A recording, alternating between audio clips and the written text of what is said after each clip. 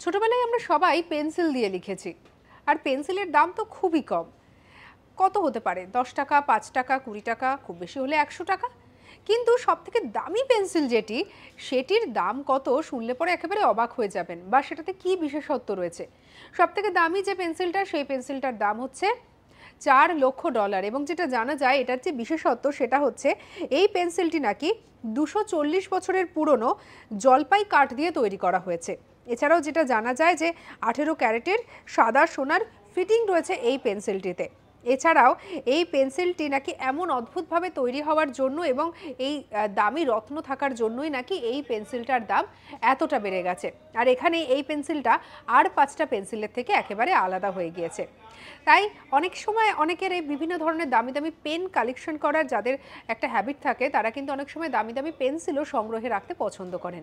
তাই অবশ্যই আপনার পছন্দের এবং ভালো লাগার জায়গায় এই পেন্সিলটি চলে আসতেই পারে।